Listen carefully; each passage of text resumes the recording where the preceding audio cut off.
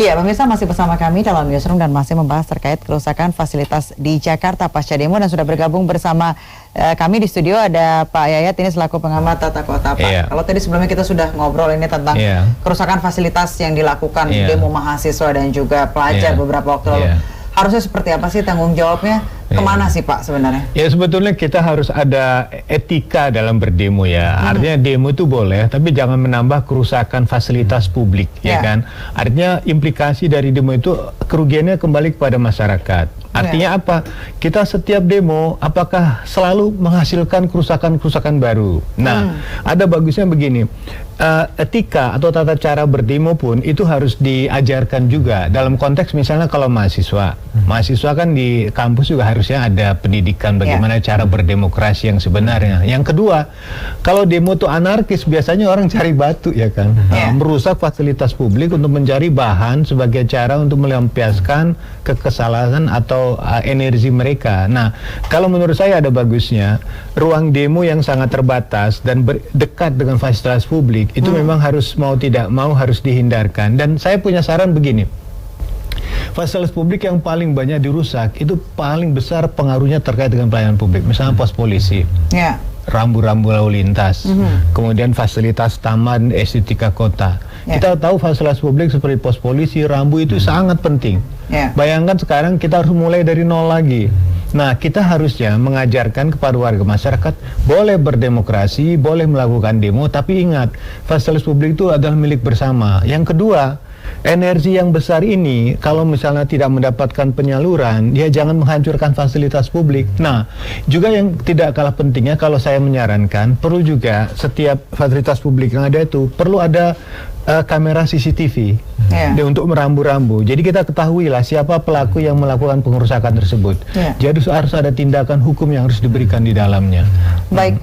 Kalau sejauh ini apa sih yang harus dilakukan Pak dari pihak baik dari sebagai pencegahan preventif dan juga antisipasinya begitu? Iya, antisipasi begini, kalau kebiasaan merusak itu dipelihara dan menjadi sebuah bentuk simbol keberhasilan demo, itu bukan demo namanya, tapi menambah kerusakan kota. Kita hanya mengajarkan kerusakan. Ingat loh, setiap merusak fasilitas publik itu uang kita, fasilitas yang kita bangun dari pajak kita. Artinya ketika kita melakukan aksi demo itu, artinya hanya menambah kerugian baru di mana ujung-ujungnya kita sendiri harus berkorban. Nah, salah satu saran kita, ada bagusnya setiap tata cara prosedur demo itu, walaupun ini tidak bisa diatur secara saklek, tapi himbauan itu penting.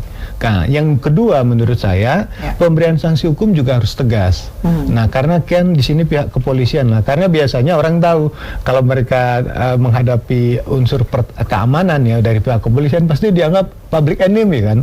Kemudian sasarannya adalah kepada fasilitas publik yang ada simbol-simbolnya dari aspek-aspek pertahanan keamanan tersebut. Nah, ini kan merupakan sesuatu yang salah menurut saya. Nah, ada baiknya saran kita ke depan lebih bagus ya pemasangan alat-alat CCTV untuk memberikan sanksi dan efek. Karena ingat, di dalam aksi demo itu tidak murni misalnya semuanya mahasiswa. Ada pelaku-pelaku apa free rider yang numpang, ditunggangi dan sebagainya. Nah, dan saya yakin kalau mahasiswa atau mereka yang punya latar belakang pendidikan cukup baik, saya kira unsur untuk melakukan perusakan itu tidak sebesar apa yang diharapkan. Dan memang terus terang saja kekhawatiran kita dalam aksi demo itu pasti ada anasir-anasir yang memang sengaja untuk merusak. Ini yang berbahaya sebetulnya.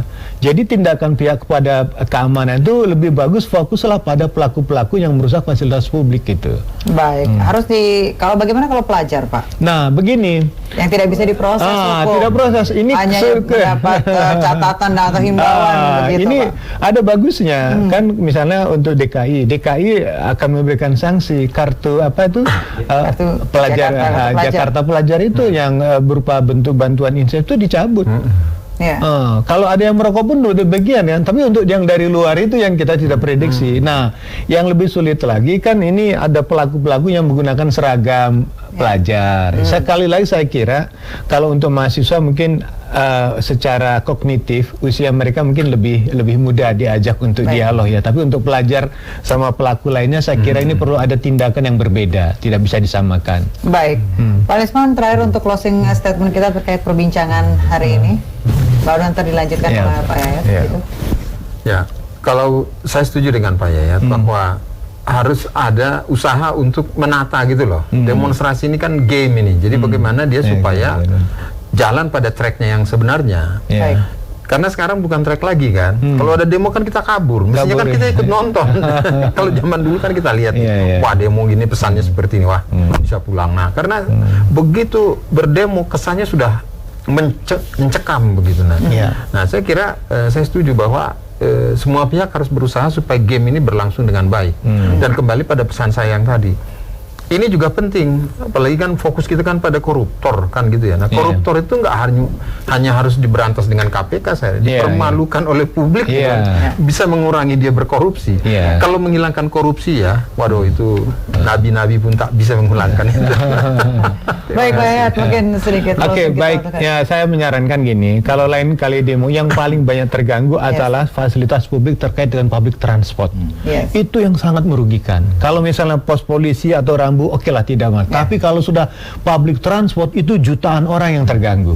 Jadi ibaratnya jangan ganggu public transport atau fasilitas strategis bagi kepentingan mobilitas warga kota.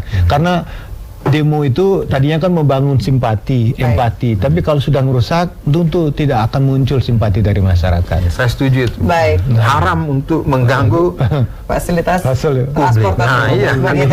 Pak Yayat, terima kasih waktunya bergabung bersama kami. Pak Risman, terima kasih waktunya bergabung bersama kami. Dan pemirsa, sejumlah informasi lainnya akan kami hadirkan, diantaranya sensasi makan di restoran ditemani jerapah. Jangan kemana-mana, tetap bersama kami di Newsroom.